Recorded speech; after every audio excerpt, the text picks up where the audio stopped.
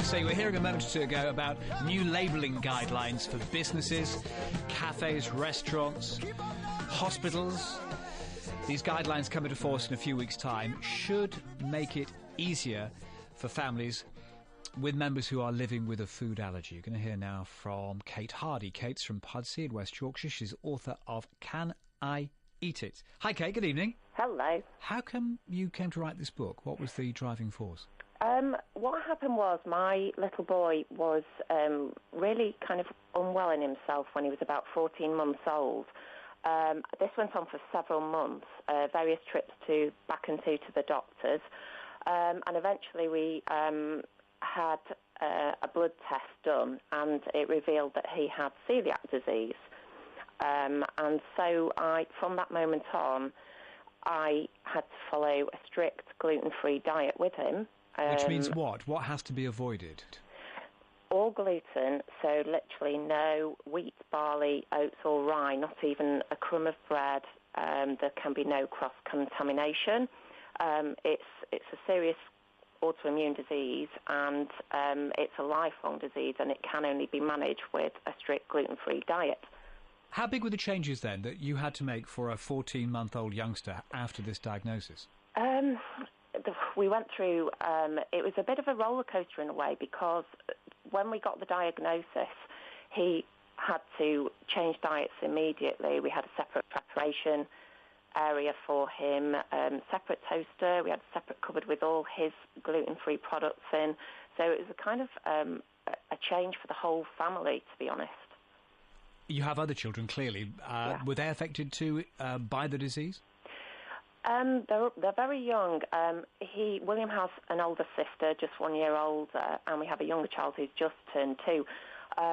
But because they were so young, we kind of made a decision to change our diets as a family so that he wouldn't feel different in any way, and just kind of adapt in that way. So you all have gluten-free bread, do you? And you all have gluten-free cakes? We all eat. I love to bake, basically, and I love to cook. And so I'm in my element because now I can experiment and cook, especially for William, every day, and the whole family eats, meals from scratch. So it's been a good thing in a way that I've been able to kind of, use my own skills to his advantage. So generally, you never double up and say, William, that's yours, you two, this is yours?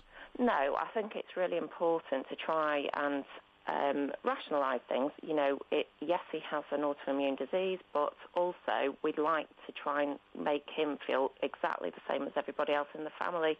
And his friends, he started school, he attended a nursery prior to that, and so I felt it was really important to try and make sure that he didn't feel different in any way if possible. And he's because he was so young when he was diagnosed, he's never known any difference. Now, I don't know how often you eat out, but we were talking a moment or two ago about how rules that cafes, restaurants, shops will have to operate under are about to change in the second week of December. Yeah. How has it been for you up to now if you'd wanted to go out with the children and eat? I think the best piece of advice I could give is to do your research.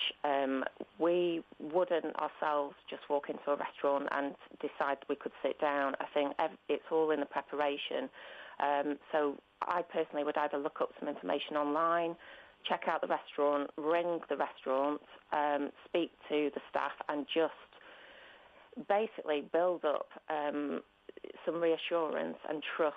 And I guess over the time since William's been diagnosed, we've begun to trust several restaurants, a handful of restaurants, that we would, believe in and trust with his diet. I know from personal experience, my dad's got the same disease, and we're very used to asking in restaurants before we book, is he going to be okay? He's gluten-free, will it be a problem? Yeah. And it seems to me in the 10 years or so since his diagnosis, it's getting a lot better. There's a lot more awareness now. Definitely, absolutely. This is the thing. I think, there are so many more products out on the market, which is a brilliant thing. Awareness is much more around us every day. It is a lot easier to eat out at a restaurant, but there is a big but. There is still room for a lot of improvement. And with any luck, the law change, well, it's got to help, hasn't it? Definitely, yes. I think it's a really positive step forward. You know, whether you have an allergy, an intolerance, or celiac, like William is, you know, it's got to be a really good thing. I mean, we've spent so many times at the supermarkets just scrutinising, you know, the information on every bit of packaging. It's that important. So the fact that everything has got to be highlighted now is definitely going to make things improve.